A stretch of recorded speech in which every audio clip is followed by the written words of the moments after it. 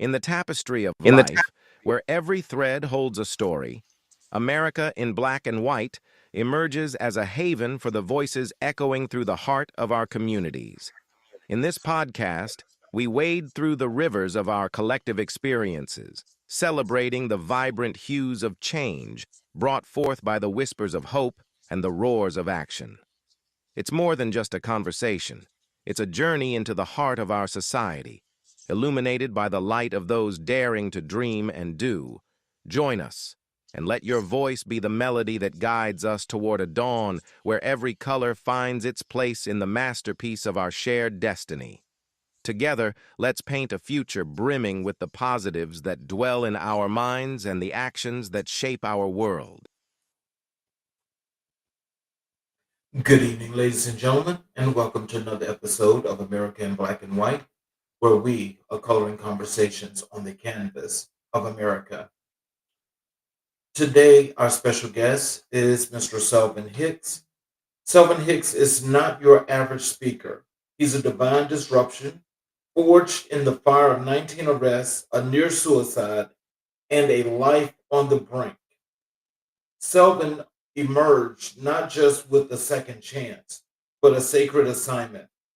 His voice carries gospel, fire, and street forged truth, shaking stages from corporate retreats and industry conferences to church revivals, youth summits, and reentry programs. Selvin doesn't just show up to motivate, he shows up to interrupt. His story ignites purpose. His presence calls for people higher.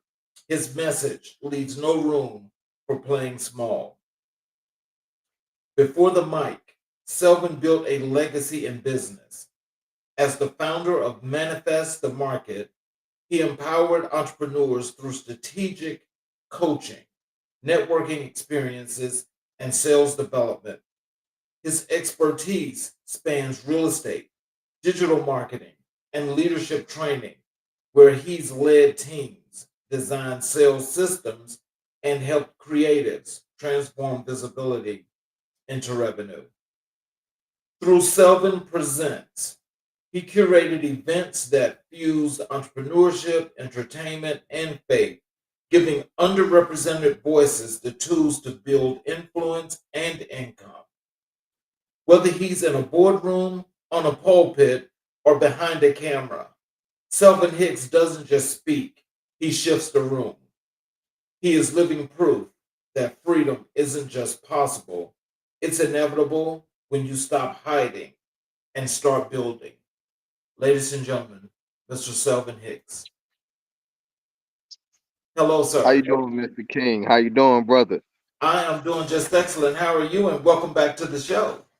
I'm doing amazing, man. It feels great to be back. A second time guest. I don't know how many people get that honor, man, but it feels like an honor and a privilege, brother.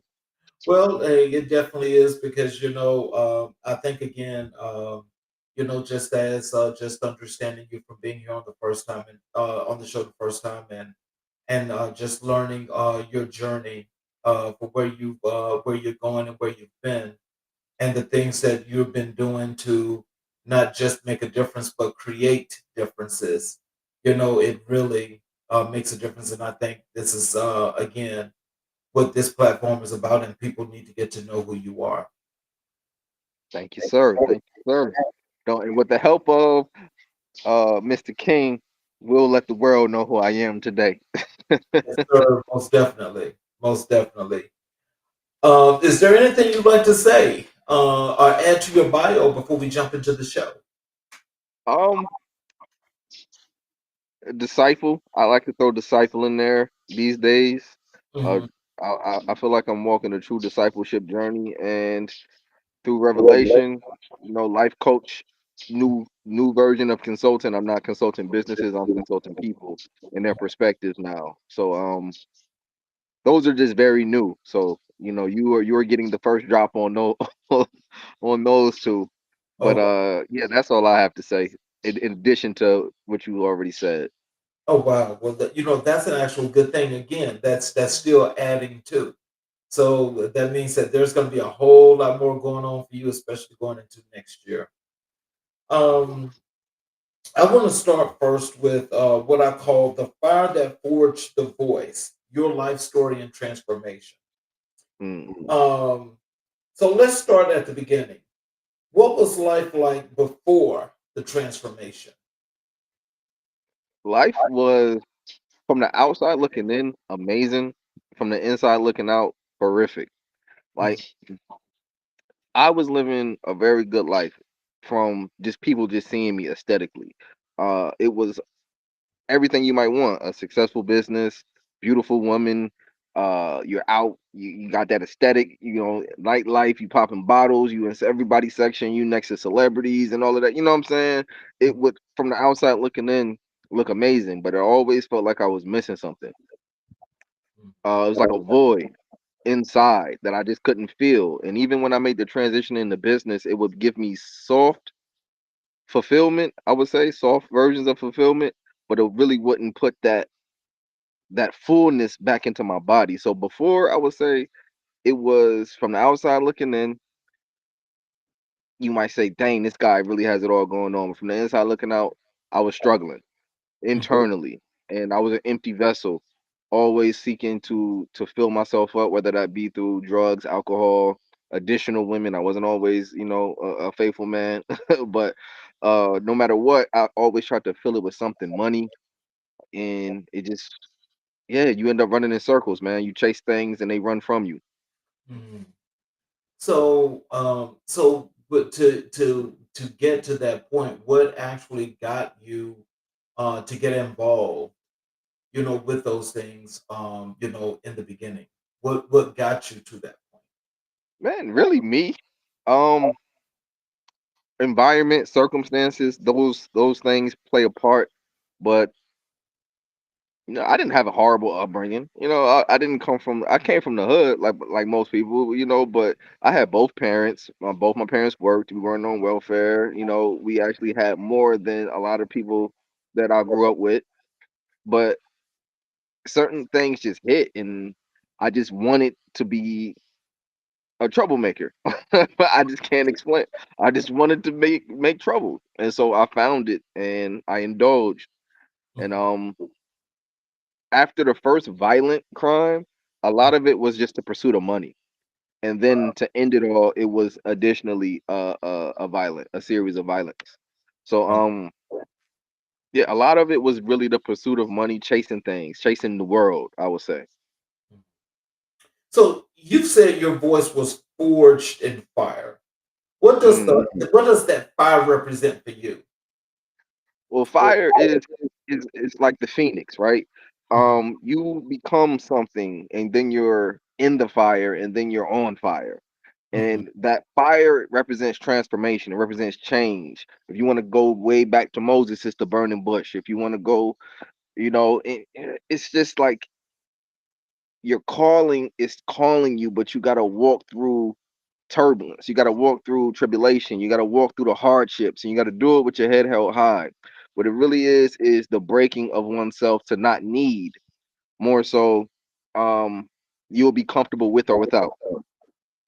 So that fire is what's necessary to get you to that point.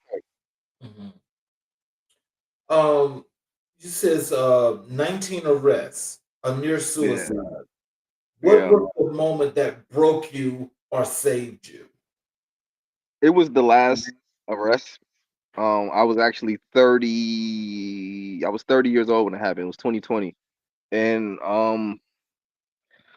I was dealing with a witch. Honestly, I was dating a witch, a open witch, and Wait. I'm sorry.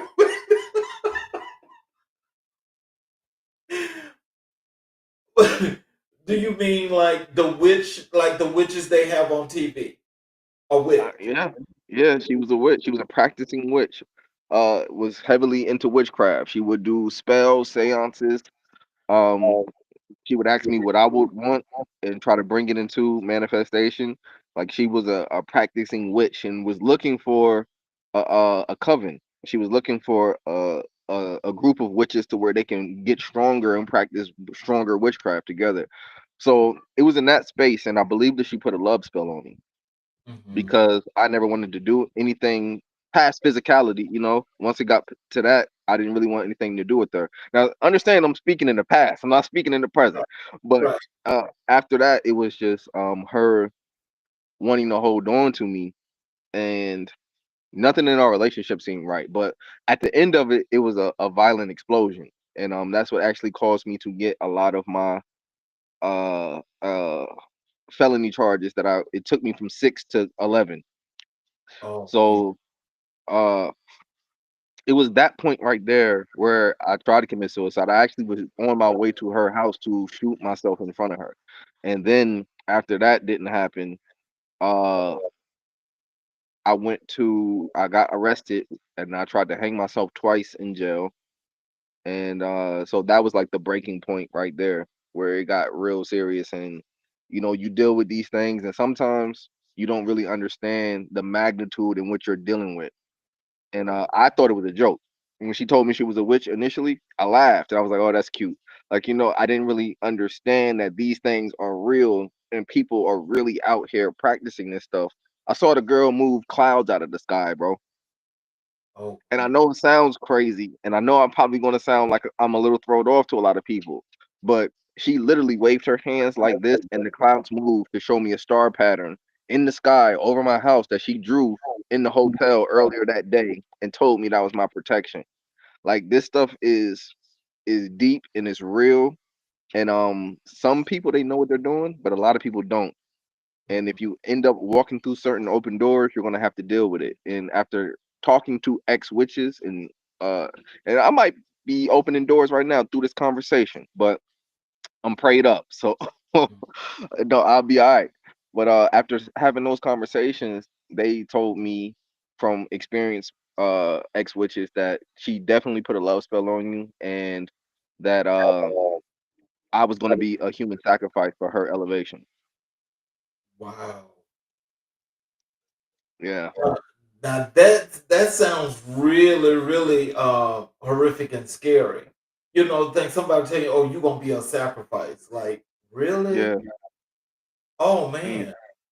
So so in that whole process, like, what were you thinking, and how did you actually try to deal with that? You gotta say which part, man. You gotta let me know which part. Like which part we gonna address. No, I mean, and just knowing that she's a witch and she's telling you that you found out that you were supposed to be a sacrifice. Like, how did you Well, deal with that?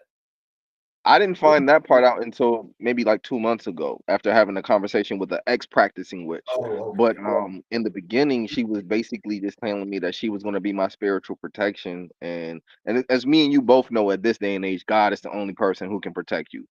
Mhm. So she was just giving me a false idol, and I didn't really understand any of that because I had no spiritual grounding. Right. She was making me worship her. She was making me pray to her. She was making me do these things that I had no idea of what she was actually trying to achieve.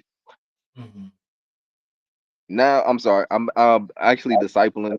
I'm in here with a family down in Tampa, and we just finished building a chicken coop. So if you hear any noises back here, it's a Mhm. chicken coop. But but as we're talking about witchcraft, now I'm playing. But it was scary, bro. Once I realized that it was real, because at first I didn't think it was real.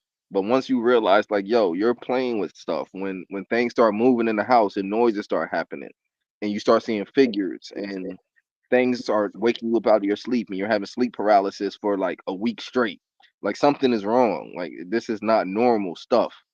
And Mhm. I got stories for days about this situation, bro. It was crazy. Wow. So, what role did faith play in your turning point? Faith played a role. Ooh, my turning point didn't happen until after our first interview. Really, like I think hold on, when was our first interview? I think that was back up in the early part of the spring, Was it maybe April or May? May, maybe between February and May. Okay, so I was right there. You caught me right in transition. So earlier this year, it was a lot going on. I was transitioning. I still had my business development platform, which I've been focusing on for the past 2 years. and I wanted to get back into music, and so I took a dive into the music, and that didn't really go so well. It just kind of gave you the like God was like, if I close the door, keep it closed type of vibe. Mhm. And once I tried to walk back through it, he was like, I'm tired of you. You won't have to learn the hard way. He gave me a series of what I would call a wake up call, a series of events that operated as a wake up call that led me into my spiritual journey, which led me into where I'm at right now. Oh. So I guess God got tired of me bumping my head and waiting for me to figure it out, and He just threw it in my face. And my woman was very pivotal in being not a preacher, but a doer of the word, an active disciple through her actions and not so much her words. She did have minor conversation with me, but Mhm. just me visually being able to see her walk made me identify the strength that Jesus had to give a person, and I kind of just wanted that, you Mhm. know. So all of that mixed up. So, was there a specific person or moment that helped you realize your life had purpose? I always felt like my life had purpose. Mhm. I don't think that it was a specific moment. Maybe my parents. Mhm. Maybe my parents made me feel like I could do anything. Mhm. Excuse me. They always gave me the confidence and said, whatever you want to do, not only gave me the confidence, they'll support me. You Mhm. know, they'll say, hey, you want to do this? Go for it. Go for it. Never saying no, don't do it. No. So my parents are awesome. My aunt Myra, she's awesome. My current girlfriend, I'm about to turn her into a wife. You know, she has been extremely pivotal. My brother, my sister, everybody always makes me feel like I can do it. And then now that I have God, it's really on. Now it's really on. Well,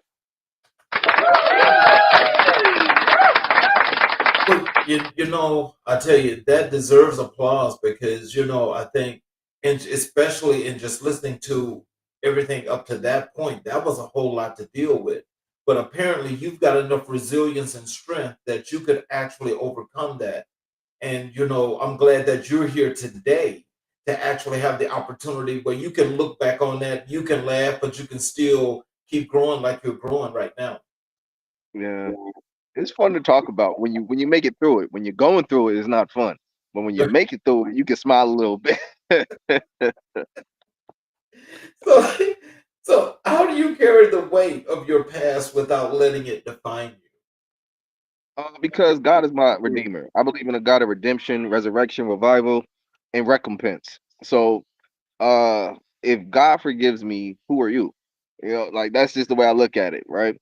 So I can openly talk about abusing women. I can openly talk about dealing drugs and selling drugs. I can openly talk about a life of debauchery of where I got more bodies than people would believe.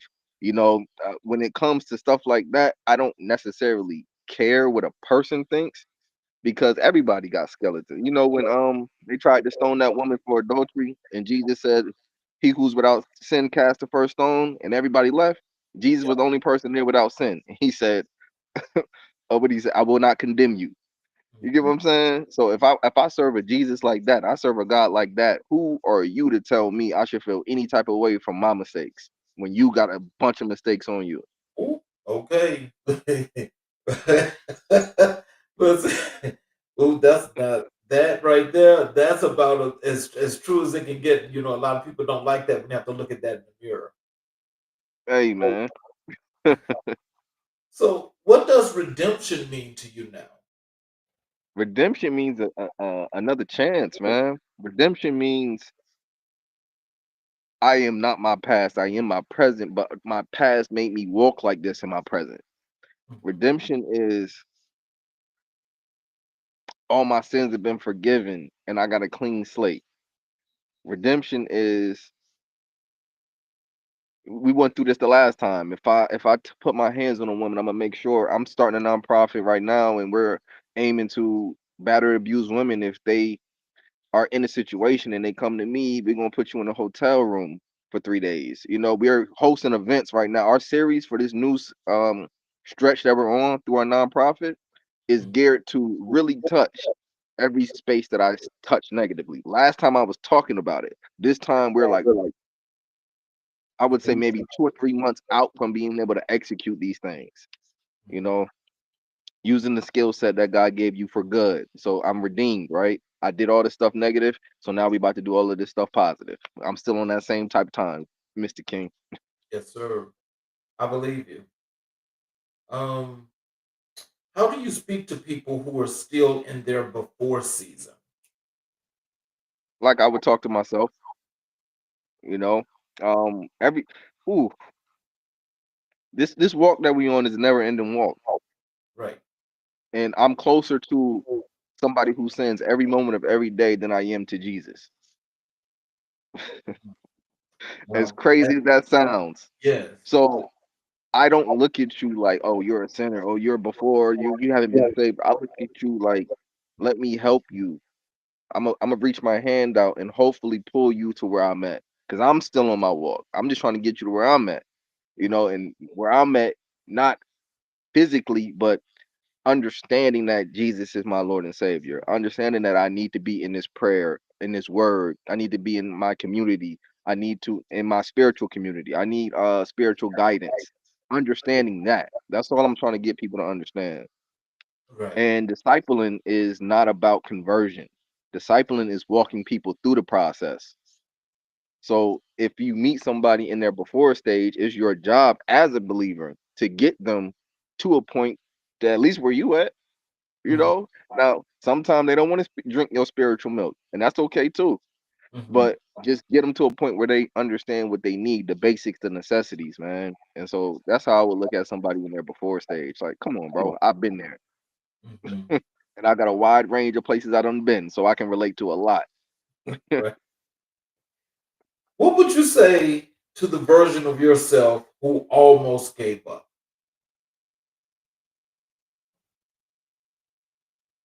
That's a good question. What would I say to the version of myself that almost gave up? Don't. I guess it would be just tell them don't give up. Like you'll be stupid to give up.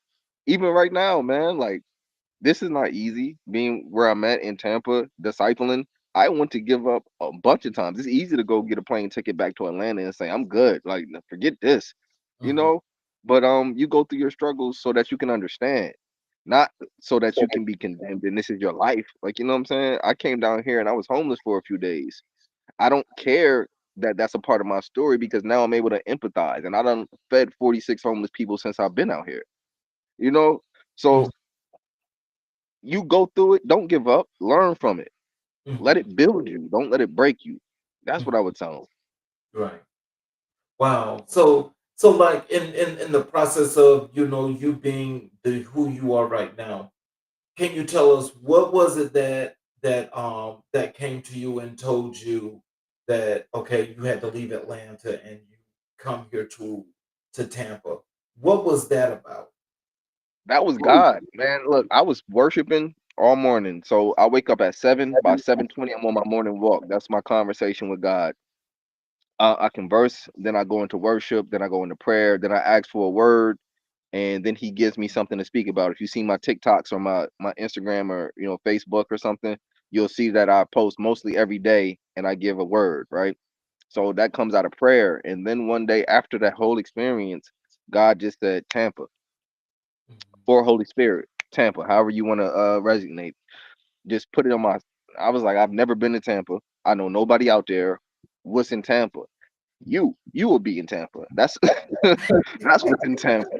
So I just looked it up and it was so crazy. I've never been out here. I just said, okay, God, if you're telling me this, I prayed on it for like a week and then I bought my ticket one way. And I was in isolation. I was to myself. I really wasn't accepting clients. I hadn't been working. It was a period where it was like I literally didn't have anything. Then on top of that, I didn't bring anything. I came out here with a backpack. So God really just said, come out here and trust me. And that's all it was. Come out here and trust me. And I came out here with $199 in my account. And God has been carrying me every step. every single step. Wow. So it's safe to say that you believe. I believe. Look, faith is one thing. I believe right now. I know. I Yes. have a knowing that Yes. God is real because He showed His face. He's walked me, He's held my hand through this entire process. I've cried, I've broken down, I've prayed nonstop, asking. And even right now, I'm still praying because everything ain't peachy. Everything ain't peachy, but I'm on a process. And as I'm walking through this process, the opportunities are just kind of mind blowing in a way. And so only thing you can do is keep going. Like to be able to function and launch a nonprofit with next to no resources. You know what I'm saying? To be able to feed yourself and house yourself and provide for not just myself, but my woman to be down in 2 days, Mhm. and understanding that she's coming into a space that's already secure. You know what I'm saying? Like that, just even in that, it's like, man, God, thank you, thank you. And the breaking of my pride, Mr. King, the Mhm. breaking of my pride is what it really was about. I was Wow. too proud. I had too much ego on me. It's hard to be it's hard to break these things when you are living in it. He removed me, took all of my responsibility, took everything away from me, everything out of my life to where I could only lean on him. And I only had him. And it was like, now you have everything you need. Even for me asking people for donations, it was a breaking. It was break. I've never asked. I don't do that. Like, you know Mhm. what I'm saying? It broke me to even have to do that. And I'm like, God, why? And then he showed me why. Because people love you, man. People love you and they want to see you win. But you've been moving around so isolated, thinking that you can do everything yourself. Mhm. So I came down here and did this with no resources. Mhm. Didn't even put up an effort, man. Now the effort is coming. It was all God. Now it's about to be me and God. Right. He was showing me, I need you, showing me how to really depend on him Wow. and build on him and not keep him at the top, but keep him centered in everything. And I Mhm. know you just asked about Tampa, and it's a little too much, so I'm No, let me no, dial no, it. no, you're fine. I mean, no, because I think as you're telling this story, I can honestly believe that there is somebody else, or there are some people that are out here that are listening, that basically what you're talking about resonates. And, when you hear, as you say, you came to the moment of realizing that you say you had too much ego and all of those things, you know, that's, I guess when you think about that, I guess only you could know that. But I mean, when all of that was just taking place though, what made you feel like that you was living this way, or you had all of this going on and you needed to dial it back? What was happening that you could realize that? Nothing was happening to where I would realize that, and that's Mm. why I had to be taken out of that environment Okay. because I felt perfect, perfectly at ease. Mhm. Sometimes you don't know you're wrong until you go to the doctors. You know what I'm saying? Like you don't think that you live in a healthy life, and then you end up going to the doctors, cancer. What? Like, hold on, what's going on? Like, so when you get that medicine, and you start realizing it's not the healthy that need medicine, but the sick. You needed God. He needed to touch you in that way, and He needed to show you that you were really living this way. You Yeah. know, it's humbling, man. When people won't let you in a restaurant when you used to tipping these people. Like, you know what I'm saying? And it's like they don't even let you in a restaurant because they think something of you. Yeah. Or they don't want to give you another opportunity because they think something of you. Yeah. It was really like ego shattering in a way to where it's like because you know who you are. You know what Yeah. I'm saying? Like Dr. King, Yes. you know who you are. I'm sorry, Mr. King. I Mr. King, understand. you know exactly who you are, right? Yes. Imagine going to a place where nobody knows you, and then you have no resources on top of that, and you're just kind of living off the land. And it's like, okay, I know I'm Mr. King. I know America in black and white. I know I done walked away from corporate jobs. You ain't about to play with me, but then they don't know you. They Exactly. looking at you like you just a regular average person, and then we don't even want you here because you can't give us what we want, which is, and it was just like, oh, this is real. Yes. This is real. But then what does that do? It allows you to open yourself up to receive genuine love, genuine friendship, genuine relationships because you know what it looks like now. When you Yes. have nothing to offer somebody and they Right. still choose to reach out their hand. I'm in the back of a home of a family, a beautiful family right now. Like Hmm. I have an Airbnb on the other side of town. I Hmm. came here just to help him put up a chicken coop, brother. You know what I'm saying? Hmm. Chicken coop right over there. Yeah. Oh wow. I came to help him do that. He's a friend. The man is 63 years old. You know what Hmm. I'm saying? He's my age, spent reverse. He's Right. 63 years old. His wife is in there. His mother-in-law is in there. And they're a beautiful family. I have nothing to offer them. They welcomed me and cooked me dinner and then gave Right. me ice cream. Okay. Like, you know what I'm saying? When I have nothing to offer them, that's when you start saying that's genuine. That's Yeah. God. That's Yeah. love. Because God is what? Love. Yeah. Boom. Yeah. So how do you protect your peace today? I protect my peace by trying to keep a Christ consciousness Okay. because I peace peace is present as long as there is peace is present wherever God is, right? Mhm. So I can go ride across the track right now and cars could cut me off and people can honk at me and somebody can curse me out or whatever the case may be, right? And I Mhm. could choose to respond and that would take me out of the space that I'm in right now. Right. So keeping that now this is corny though, but it's cheesy. People like to say, "What would Jesus do?" I'm You know sorry. what I'm I'm sorry, but I hear that a whole lot. I do hear that a whole lot. And that's a now I'm just being honest. I think that's an ugly cliche, but you do hear that a lot. Yeah. So it's like, what would Jesus do? How would Jesus respond here? And Mhm. when you look at that, you can kind of see where you're messing up. Yeah. You are kind of taking yourself out of the piece because the way that you respond to a lot of things is causing the headache. Mhm. The way that you are interacting with people, unbeknownst to you. Mhm. You know what I'm saying? If God is love, then God is Jesus, and Jesus is what? Love. So you have to operate as a vessel of love. You understand? And when I started doing that, and I'm probably like 40% effective in this. I'm not gonna sit here and tell you I'm Mr. Kumbaya, but when you start operating in that space, it is a change. Mhm. When you start operating in love, it is a change.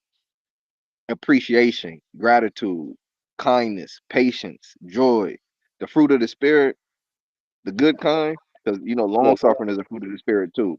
But Mhm. we're gonna talk about the good stuff. Mhm. So Yes, when sir. you start operating in that way and you start coming from a place of love, then you will start to experience life in a different capacity. And sometimes you can come into a place with that, just carrying that love, and it radiates. You know what Mhm. I'm saying? And people will be attracted to that, and they want what you have. And that's an opportunity to disciple. This is Jesus. This ain't me. Yeah. Selvin died when I went in that water. I said, Jesus, you can have my life. Give me yours. Let me try to live like this. That's the real living. Mm, So let's transition over to from hustle to legacy. Let's talk about your entrepreneurship and business. okay. Tell us about Manifest the Market. What inspired it? I got a book from one of the owners that I was promoting that. I got a book from one of the club owners that I was promoting that. It was called The Success Principles by Jack Canfield, and and really, it was so cool because it helped me identify my life's purpose, which is help people become more successful by becoming their true and authentic self. And at that point, if you even look at what I'm doing now, it's still my life's purpose. But Hmm. at that point, how I could internalize it and how I can bring that to life was through my already developed skills through marketing and promotion. Hmm. So I wanted to help small businesses with marketing and promotion. So I wanted to do a business conference. And I figured if you do a business conference, you can start giving people a place to come and network and share their story and share their ideas and they can start growing together, right? So a business conference, which turned into a small business expo, which turned into a series of small business expos, all from somebody giving you a book on how to be more successful.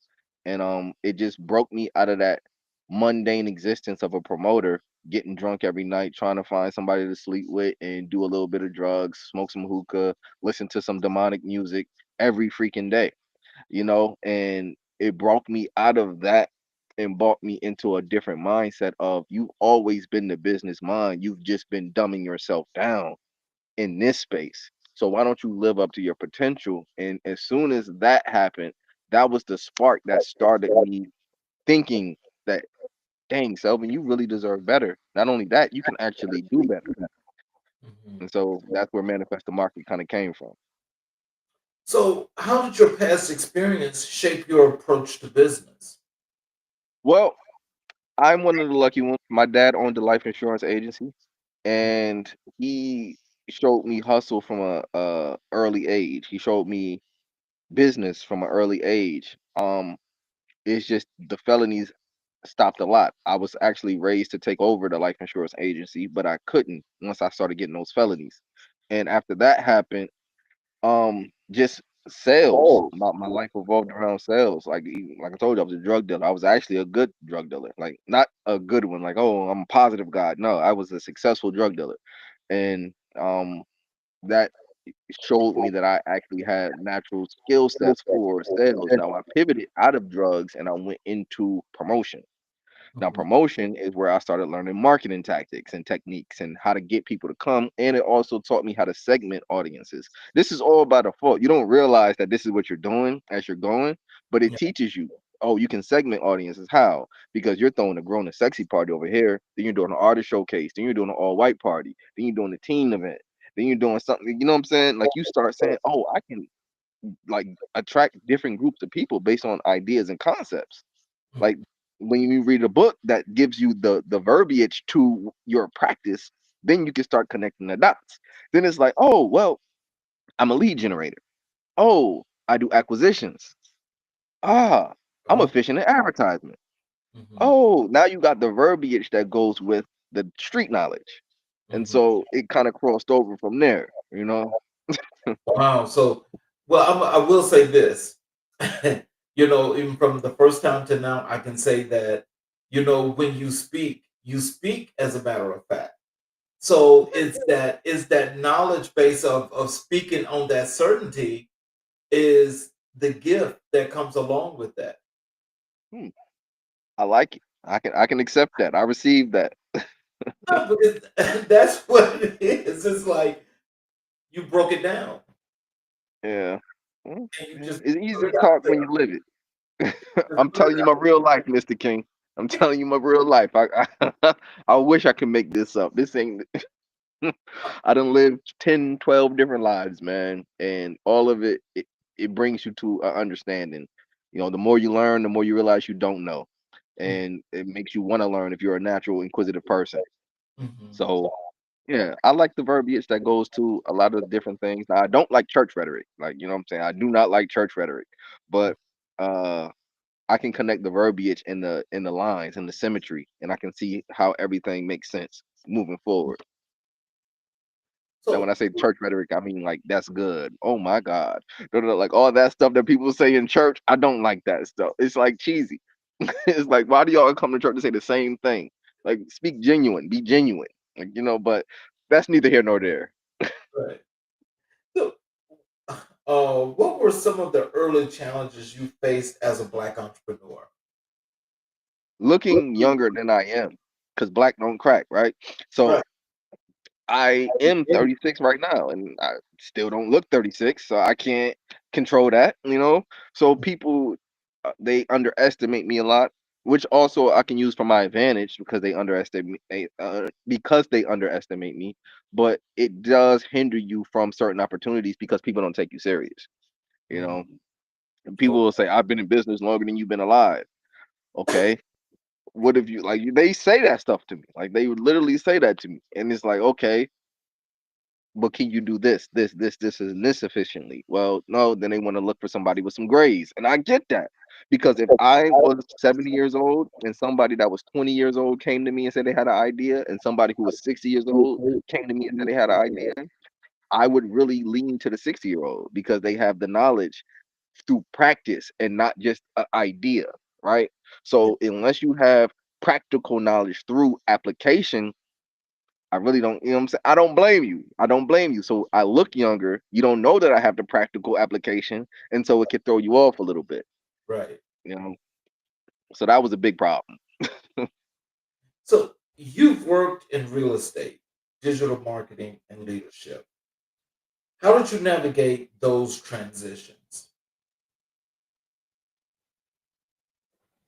I mean, all of that is the same thing. I try to do things that are natural to me, that I don't have to really adapt to execute. Like Mhm. if it's natural for me to sell something, if I can sell a house, then I can sell a contract, then I can sell a package. You know what I'm saying? If I can sell, then I can sell. Right. So leadership is just a tactic or a characteristic that most good salesmen have because they speak with that matter of fact. They speak with that intelligence and that certainty. Mhm. And so yeah, I don't think that navigating from space to space was difficult because everything felt so natural. Like no matter what it was, I just approached it from okay, whatever I don't know, I'll learn. And also, this is a very bad thing that I do. I don't have planning periods. I jump in head first, and so, and so that is good and bad. Now I'm gonna explain, right? The Mhm. good side is you learn faster by making mistakes faster. The Mhm. bad is you make a lot of mistakes, because you're not planning ahead. But I look at it like this: if two people said they wanted to start a business and one of them started that day and the other one went to the library, by the time the person that went to the library was ready to start, the person that started that day would already be ahead. And I really believe that because you're going to start learning through practicality, right? Practicality, not just a good idea. So as you're bumping your head, you're learning. As this person is reading, they're thinking. And then they're going to have to put that thinking into practical application. And then they're going to bump their head. Whereas this person bumped his head 4 months ago and already figured that out. If Mhm. you were good, now it works for me. It's probably not going to work for everybody, but that's something that has been a small bit of a hindrance because I think I bumped my head a little unnecessary at times. Well, you know what? I'm going to tell you this is that, just as I'm listening to, especially when you're talking about the marketing and things of that nature, I really do hate the fact that we didn't actually get the time to actually sit down and chat face to face. Because, Uh, I'm listening to a lot of those things that you're talking about. And, and just seeing, I really would love to know that visual as to how you just piece that together like that, because I can understand the whole process or the concepts, shall I say, but you actually piece them together. And that is something that's really, really interesting. hmm. That's Yeah, interesting. it's just natural, man. That's not me. That's God. I'm not taking credit for that because He gave me the skill set and then put me in the positions. I don't know, stood up. I guess is the way to put it. What's your philosophy on building visibility and turning it into revenue? Some businesses need it, some don't. Some people, I think people need to understand what they're actually trying to achieve. Like certain people are not trying to achieve visibility; they're trying to actively get likes, Yeah. and that's not the same thing, Right. right? So if you are trying to increase your visibility, then let that be a goal, and understand that it not might not come with likes, comments, and shares. Like if that's how you're tracking it, your stats are all wrong. People can look at your stuff and not like it. And then you be on the top of their mind when it's time for them to make a phone call based on a need of a service that they have. So when it comes to visibility, it depends on somebody. Like if you are comfortable in front of the camera, then get in front of the camera. If you're not, then do some voiceovers. If you don't like your voice, then use AI. Like there is so many different layers to it. But just understand who you are as an individual and find the way that works for you. If you want to put billboards up, then go put billboards up. If you want to go do social media ads, then do social media ads. If you want to do radio, if you got an older demo and you want to do radio. If you want to do streaming podcast, streaming platforms, then do stream. Like it's so many different ways to get to it. At this point, the only excuse that you have is you don't care, you don't want to learn. So like visibility is easy to attain. Understand who you are, figure out what works for you, and execute. Mhm. So, how do you help creatives and entrepreneurs move from idea to income? Well, I don't do that as much anymore. I still, you know what? I have been doing it, but I've been doing it for donations. I haven't even been doing it as like a service because I don't necessarily care to operate in that space anymore. Mhm, But how do I guide them from idea to revenue? Was the question? mhm. Can you give me an idea and I'll do it in real time. Okay. Um. Uh, ooh. Um. What's that? Uh. Number one. Best product. Uh. Ooh, look, what kind of product? Uh. A top-notch shirt. Top notch shirt. All right. So what kind of shirt? Let's just say if it's urban streetwear, if it's high fashion, if it's what do you call it? A custom item that you're making for somebody, right? So it all depends on the type of shirt right there. Now, let's just say it's a graphic t-shirt, just to make it plain and simple, right? So you want to do a graphic t-shirt. Well, what's the theme on this graphic? Who are you selling to? That's what I first have to figure out. So the theme on the graphic t-shirt, this is from a rock band in the 60s. This is a rock band in the 60s, but it has cool colors. So it could go for people who just like colors because they are in the fashion, people who like that actual music, and people who like that actual band. So what I would like to do is find some, let's just say, influencers. I would find one to two, possibly five. Let's say anywhere between one to five influencers. Some would do it on GP. Some will do it off of sales. Some will do it you'll have to pay. I'll find one high level influencer that I would pay to wear my shirt and say, look, I need you to wear this shirt. Do it for the month of, what are we in? October, November. Do it for the month of November, and I'm going to give you $750. I want you to post 2 times a day. Put the link up 5 times a week, and anything that you sell, I'll give you 10% on top of that, right? So now they're getting the upfront and then a back end. And so you're not just giving them incentive by paying them, you're giving them an incentive to sell. So you'll automatically get sales, and 10%. Come on, man. You won't miss that. Yeah. Um Now, like I said, top notch, not no bottom level. Like, and I'm not saying top notch influencers are not $750. Top notch influencers are like $10,000, $20,000. But Right. based on where you at, find somebody that fits that space, right?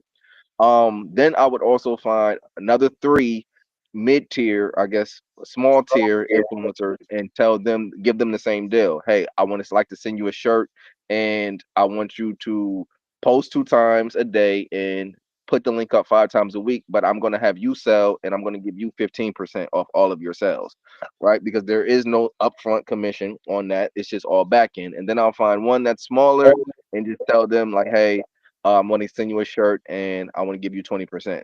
So you see, it's reversed, right? Based on your payment, um, their actual audience and what they're able to deliver, and then you want to give them incentives to hustle on top of that. Now on the other side, I'm going to launch ads. I'm going to shoot commercials, content behind the scenes, create emotional connection to the actual T-shirt. Like this is just, I'm I wouldn't do this for a single shirt more so than a brand, but I'm just giving you the back end, right? So Yeah. if you're doing that, that makes a lot of sense. And then you're creating an emotional connection. Now people are not just supporting the brand, they're supporting you through that, going on interviews, doing shoots, letting the models actually doing collaborative posts where you might do a shoot with like 10 models, and you do the recap of the shoot, and you tag all of them in the shoot. So that way you're getting 10 actual pages spanning to that one post. That'll increase visibility, which will also help your algorithm as well. So that's that. And then lastly, I'll run ads. I would probably run ads on that, like the different pieces of content, whichever does well. And that's like a basic 3 tier thing. Oh, fashion show. Definitely get your stuff in fashion shows. And if not, then do your own fashion show or do your own pop up and be outside and talk to people and wear your own clothes. That's basically like a simple strategy that definitely I can see a 20% increase. Mhm. I can Well, see a 20% increase on that. Yeah. that's easy, especially if the shirt has got a good message and it's actually it says something in the way that influencer actually influences the shirt. You're Yes, definitely sir. you're Yes, definitely sir. So, I'm pretty good. I'm not great, but I'm pretty decent at this stuff. right. So what's one mistake you see entrepreneurs make over and over again? The mistake that they make they don't spend on marketing. That is the biggest one. I don't understand nor comprehend. All right, they don't spend on advertising, marketing, and branding. Mm-hmm. Branding are the 3 areas that are directly correlated to your sales, but you're not spending anything on that. Like, Mm-hmm. what are you doing? Like you can want to word of mouth, okay? If word of mouth is what you want to do, you got to be outside. But then you inside because you stress as an entrepreneur that you're not getting the sales you want, and so you're not. You just end up in that rat wheel. So I Mm-hmm. think the biggest mistake is they just don't spend in areas that can actually increase their sales. And when they are having good sales, they don't allocate their money properly. And also, if they are making money, they think that they will always make money like they are making money currently. Mm, Huge mistake. yeah, that sounds like a mistake. Yeah. How do you balance faith and business in a world that often separates the two? Well, see, I've come to a good space, man. My business is faith, and Mm, faith is my business. But I think for someone else in a different market, keeping God at the center, understanding that there are biblical principles that align with business that makes a lot of sense. Just like Joseph, when he realized that Egypt was facing famine and he took 20% of everything and put it away for that time period. Like, come on, man, just save 20% of your money. If you understanding that inflation happens, do the right things with your money. I would just basically just say that do the right stuff with your money. Be integral. Have that encompasses a lot. Like make sure that you have a clear purpose that's not against God and don't let money turn into your God. Like that is yeah, follow the Bible's biblical principles, keep a heart of Christ and don't let money turn into your God. I would leave yeah. So, what is the biggest lesson entrepreneurship has taught you about yourself? Say it again. What is the biggest lesson entrepreneurship has taught you about yourself?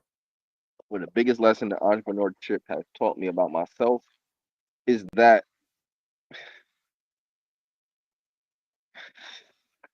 I don't listen to nobody. Like so I think entrepreneurship taught me that I don't listen to anybody. And double-edged sword. Nobody can talk me out of something once I have my mind set on it. Hmm. Double-edged sword. Nobody can talk me out of something once I have my mind set on it. So yeah, you are fixed on this, and everybody's trying to tell you this is not going to work, and you're just like, your mistakes ain't my mistakes. You're not me. This ain't your circumstance. I can do it. Then you do it, and hey, it works. Hmm. More power to you. But then the next time that happens, you keep that same energy and it don't work. Hmm. Dang, I probably should have considered, wise counsel. That's what I have now. That's what I have these days. Wise counsel. Hmm. Trusted spiritual leaders who are a little ahead of me that also have acumen in business that I can trust to give me that kind of advice when it comes to certain stuff like that. Now I still keep that same energy, like hold on, my mistakes and your mistakes don't always align, but at the same time, at least I'll have the knowledge that was poured into me to use as a balance. What does legacy driven business look like in your world? Generational wealth. That's what it looks like. Oh man, King Solomon, the wisest man in the world, right? He has he has a psalm in which he speaks. I think it's in Romans when he wrote. I think it's in Romans where he wrote that everything is meaningless, right? Like Yeah. as a man, you want to pass down things for your kids, but when you think about that, right, you work your entire life to give it to somebody who didn't have to work for it. Ooh. Mm, right? Look, this is King Solomon. It ain't me. Like, so when he put that like that, I was like, oh, so what that looks like is not just giving them the business, not just handing them over the property, not just giving that, but instilling in them the things that make them want to do the right thing. Mhm. So generational wealth is not just about material, it's about mindset, it's about mentality, it's about character, it's about all these different intrinsic values that people tend to overlook when they talk about generational wealth. But a legacy is more than a house. A legacy is more than a business. It's Yeah. what people think about you as you leave, and you want to leave such a big footprint, and also at the same time you want to let your people, the ones that come behind you, be able to not only fulfill but make a larger footprint. Is that's what legacy in business looks like for me. Mhm. Wow. Let's uh let's move over to your speaking and ministry. Okay. Amen. Um, you say you don't motivate, you interrupt.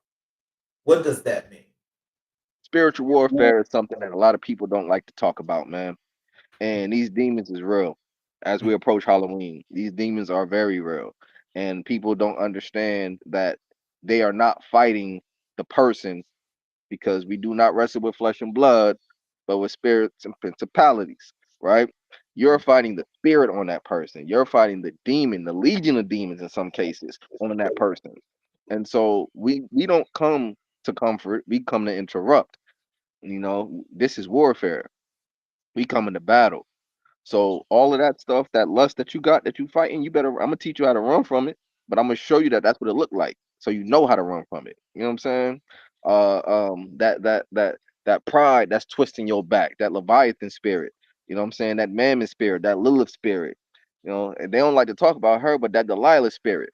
All of these spirits that are on people that they don't realize that's on them, that's causing them to act the way that they act through the day. We not coming to motivate that. No, we are coming to interrupt. We need to get these things up out of you. We need to show you how to battle. We need to do that. So it's man, this is bigger than Nino Brown now, Mr. King. So Yes, we most we we want definitely. to make a Oh, you're most definitely right. yeah. I mean, this is huge, huge. Yes, yes, sir. But Yeah. that's what I mean when I say we come to interrupt. We something good is about to happen. Something God is about to take place. One of my favorite gospel songs. Something good is about to happen. Something God is about to take place. So that's what we want to make sure that people feel the spirit when we come into these spaces. And most of the time we're going to come into spaces that demons tend to occupy, Mhm. because we're coming for you and we're Mhm. leaving with you, hopefully. And if we're able to touch you and spark something in you that gives you a little bit of curiosity, then we want. Mhm. Wow.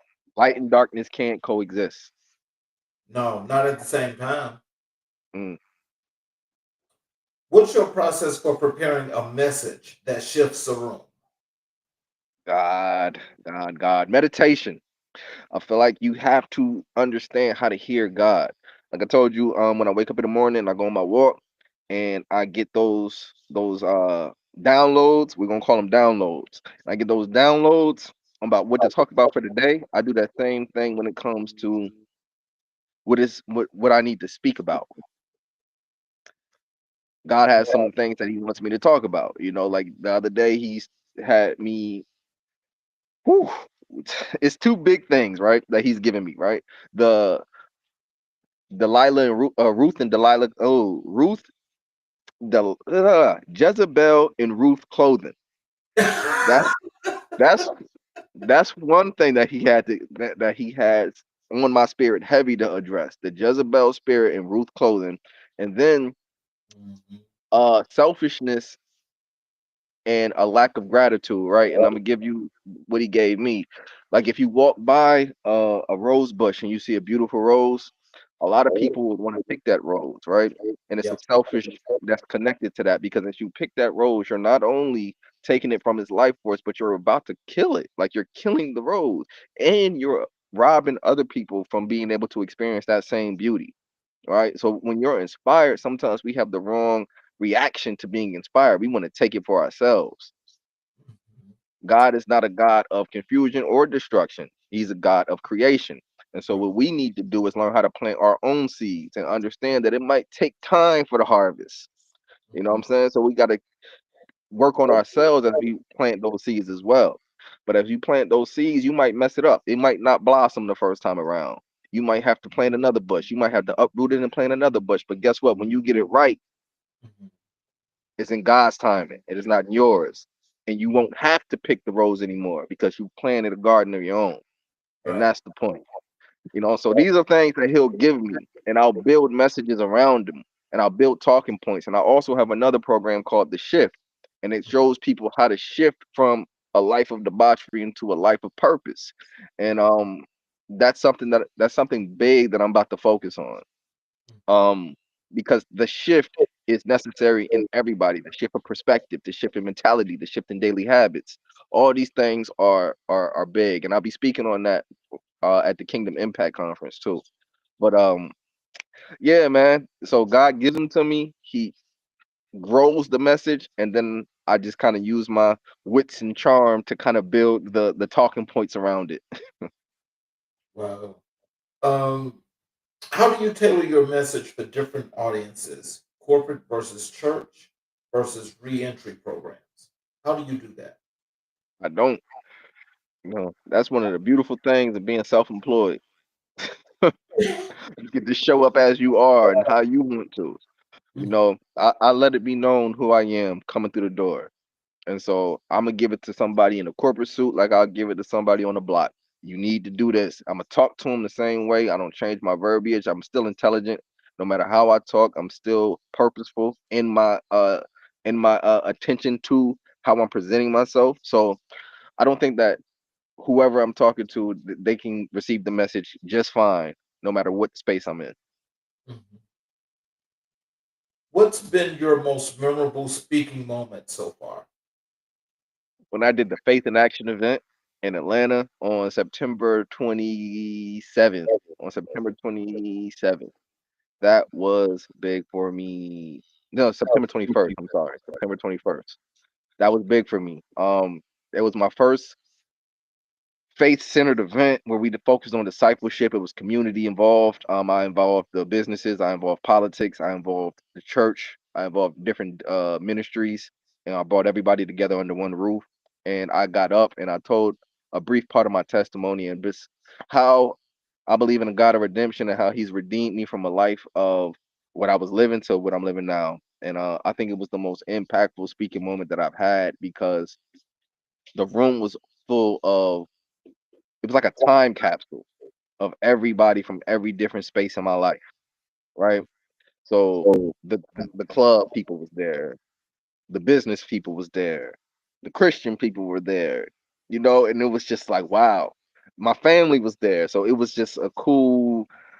Ooh, it was a mix, and I could see every segment of my life in real time Wow. and affect them through change. You know what I'm saying? Mhm. And yeah, so that was probably the most impactful speaking moment that I've had today. So, what was that feeling and emotion that you had in that process, especially when you had the moment where you say you could see what things look like? What did that look like as well? Joy, man.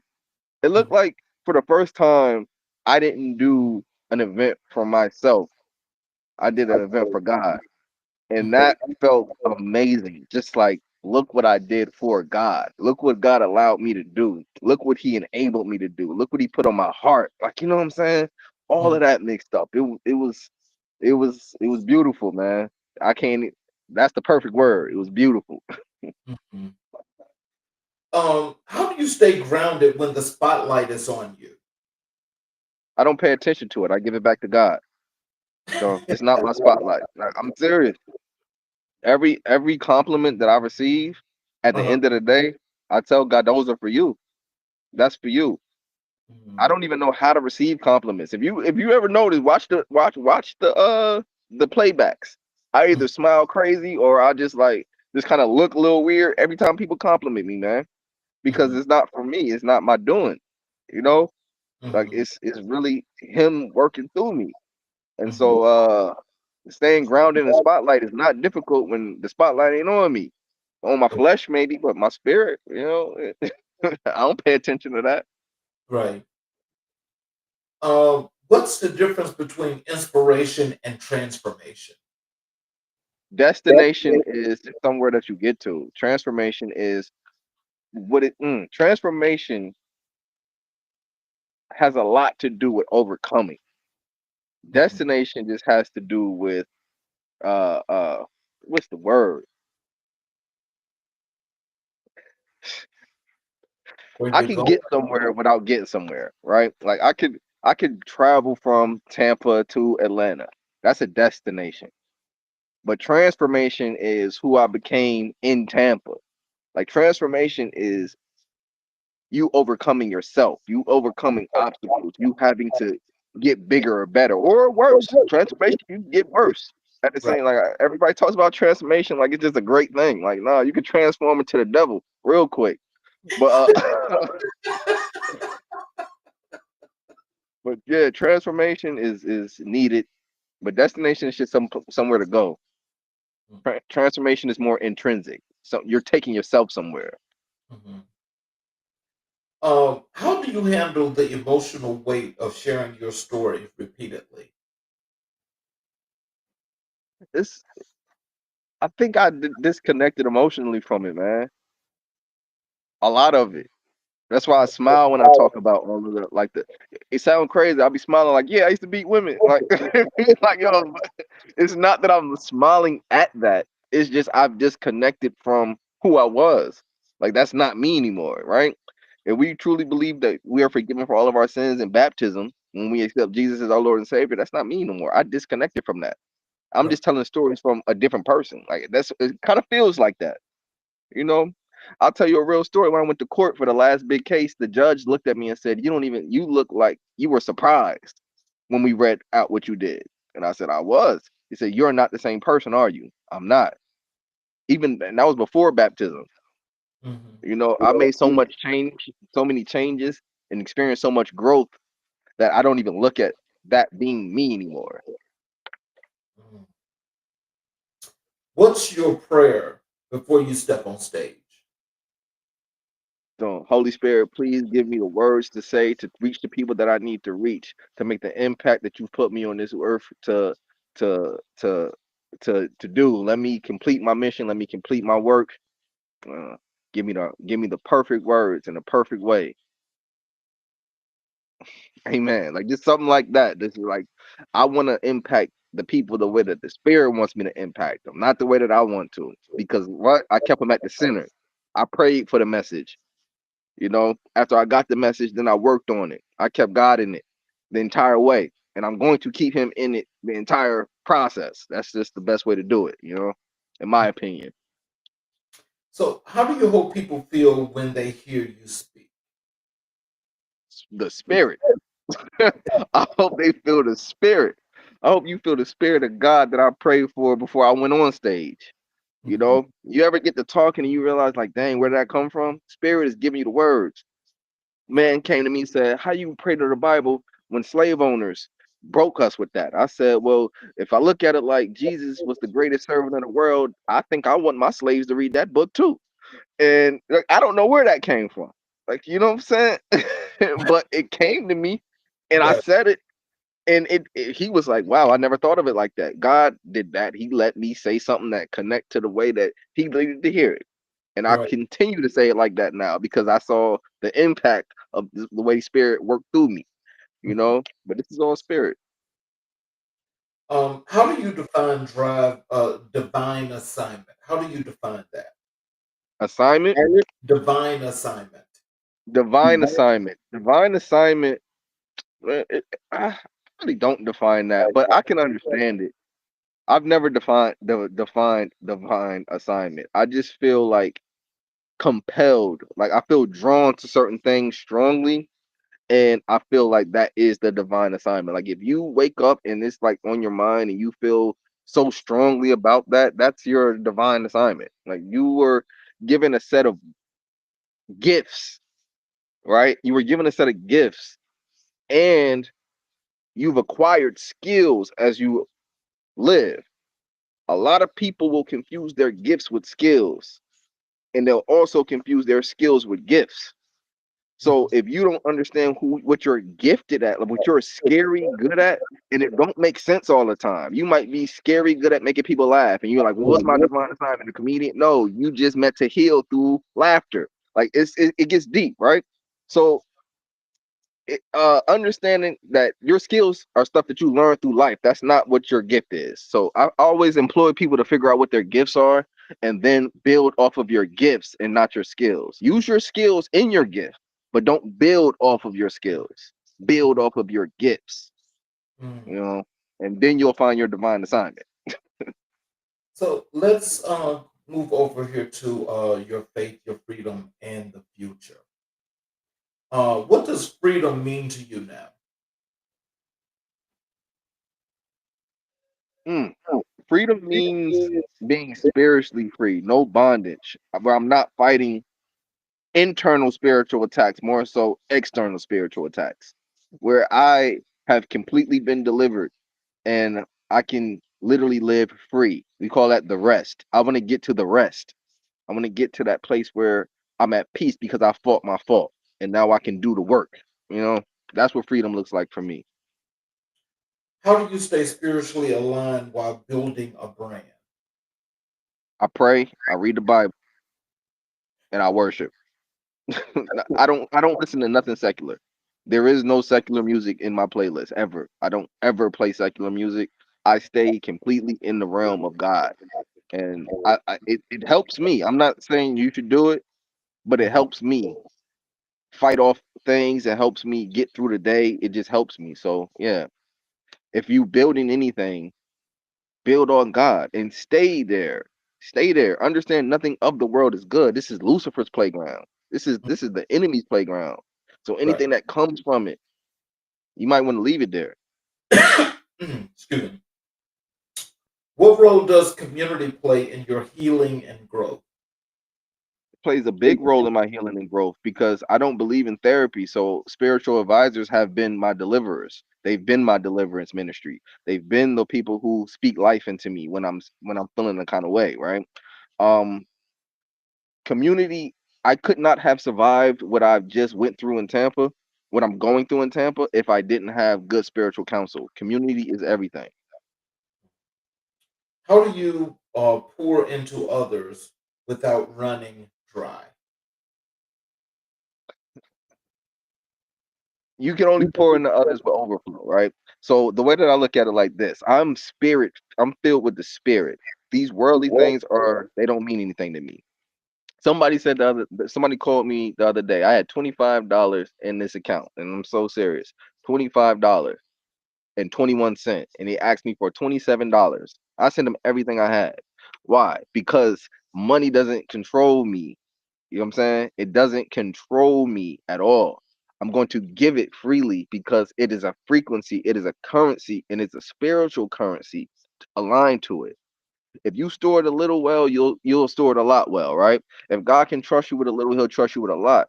Now, if I have been put over people to lead them, if I've been put over people to become a fisher of men, so to speak, then it's my obligation and my duty to make sure that they're accommodated and that they feel okay. You know what I'm saying? And putting people above yourself, that's what it's about, man. That's what it's about for real.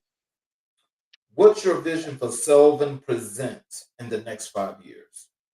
Man, Selvin presents in the next 5 years. So I flipped the for-profit to a nonprofit. The nonprofit is going to operate for homeless, mental health, drug and alcohol addiction, youth, and battered and abused women. We want to launch ministries all around those 5 areas. Now, for the youth, we want to create mentorship programs. For the addiction, we want to provide therapy. And we also, even though I don't believe in it for myself, I understand the benefits for other people. We don't provide therapy and a 24/7 hotline for the battered abused women. I spoke about it. We want to be able to give them 3 days hotel stay while we figure out their next steps, whether that's be go into a program or you go find somewhere else to live. For the what is it? The homeless, we want to do hygiene, food, and clothes. And there was another one. I think I hit them all. I think I hit them all. But yeah, we want to. That's what I want to do. I build that until we get our own facilities. After we get our own facilities, we want to have three facilities, three main facilities. One for the youth, not for the youth. One for the homeless, one for the women, and one for drug and alcohol addiction. All will be functioning, and all have their own sources of income. And I'll just do everything I need to do to get that launched off. But we want to do that city to city. So that's literally what been revealed to me as I come down here. The city to city is not just you go to city and you just struggle. No, city to city is come and execute a plan. You build the system. You build systems, right? So build a system that works, that you can do, that you can implement in every city. So in So 5 years, I want to be in at least 20 cities okay. with all of these programs. You know what I'm saying? All of them won't have facilities, but all of them will be um active, and will be our ministry will be active in all of these cities. How do you want to be remembered? Say it again. How do you want to be remembered? I want to be remembered for my smile, and that's it. Wasn't always like that, but I want to be remembered for my smile. I want to be remembered for how I make people feel. I want to be remembered for leaving people better off than where I found them. That's where that's what I'm about these days. And Yeah. finally, let me ask you this last question here, because I'm stared there too, and it's getting dark. Finally, what does it mean to stop hiding and start building? Take the mask off. So I wish you would have asked me this first, because look, let me see if I turn the brightness up on my thing, give you some more light so you can see me when I say this. Can you Mhm. see me a little better? Yes. All right. So stop hiding, man, and start living. A lot of things happen to us that are traumatic in our lives that cause us to put up a mask, what we like to call a boundary or something to that effect, right? So these Mhm. traumatic things happen to us, and we run and we retreat from ourselves, and then we become this hardened version of ourselves because we no longer want to feel that way anymore, right? I remember in fifth grade they told me that I wasn't funny. Like I remember they was like the whole class was laughing because I wasn't funny. They was like, "This guy's not funny," and it hurt my feelings, right? So I stopped trying to be a comedian. I started trying to be a thug. Like I've never been a thug in my life, but I Right. stopped trying to be a comedian and I became a thug. It's a traumatic experience that caused me to become a different version that I was never designed to be. I started hiding behind that hardened persona. I started hiding behind that drug dealer, that promoter, that druggie, that you know what I'm saying? I started hiding behind those things. And we like to call that the mask, man. You can't see clearly in the mask. We talk about Halloween, right? Put on one of the masks. See how easy it is for you to see. It's hard to see with a mask on. You're blocking your field of vision. Now, if we're moving towards something I like to call the true north star, that's who you were really designed to be. If you're moving towards a true North Star, you're gonna have to have perfect vision. So you gotta take that mask off.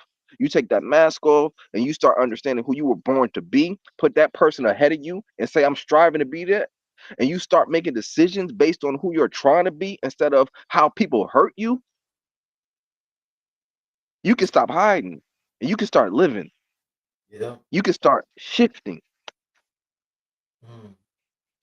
Uh, Selvin, I tell you, this is truly awesome here. I hate that that this how time has flew by, but um, so some words of wisdom and encouragement that if you'd like to leave any for our audience, I would appreciate that, as well as how they connect with you on social media, go to your websites, buy books, things of that nature. If you could give that information out.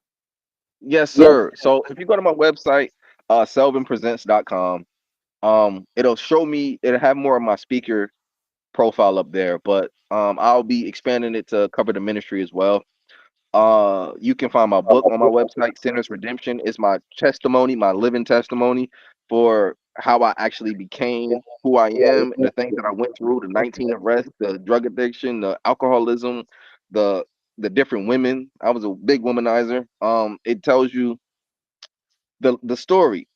You can understand how I became who I am today. Now I got that available for a physical copy for 17.99, or I have an ebook version for just 99 cents. So you can support like that. There is a link for my donations as well. If you believe in what we're doing, if we're discipling right now. I'm out in the back of somebody's house that I'm leading to God right now. We're out here, we're discipling, we're in the streets. We have a feed the homeless ministry. We're trying to get ready for our Thanksgiving feed the homeless. If you like to sow into what we are doing, there's a donation link that you can click on as well. If you like to bring me out to speak, you can also do that through my website. I don't hurt pockets, you know what I'm saying? I want to bless people. I really do want to bless people. So as long as we can come up with something that makes sense, I'm always open. And I just want to lead people to say, lead with the Lord, man. Put God in everything. Let God establish your plans. Stop working so hard. Stop running with the devil. And I Mhm. mean that, like, stop running with yourself. Like, don't even, I think a lot of people even have themselves as an idol. You know what I'm Yep. saying? Like, you think that you can do so much, and you can, but you can do even more with God. And He's shown me that in this season. And I really want everybody to understand that you are talking about someone who fed 5,000 with 4 loaves and 2 fish. You're talking about somebody who made blind people see, that made lame people walk. This is the person that you are establishing your plans around, not just the good idea that you have. Imagine God as your business partner. Imagine God as your co-founder. You know what I'm saying? If you walk with God in a way, I promise He'll bless you. God's promises are never void. He never comes back void on a promise. And if you feel like you're living in that promise, amen. And if you're trying to get to that promise, you can hit me up for that too. You know, that's all I gotta say, man. That's Well, I all. wanted to, before I actually close this out, there's three comments here in the chat from Dr. Whitty. And the first one, he says, I've got on the screen here, he says, great interview. And Okay, doctor. the next one, he says, talking about Martin Luther King, says Dr. King said, you will know the character of a man by how he treats someone who he Mm, perceives can do nothing for him. nothing for him. Exactly. And his last comment here is, you could be passionate about something and not be skilled in that area. Yeah. Yeah, for sure. Absolutely. I, I've experienced that so much. I'm passionate about a lot of stuff. I'm passionate about basketball. I suck. You know.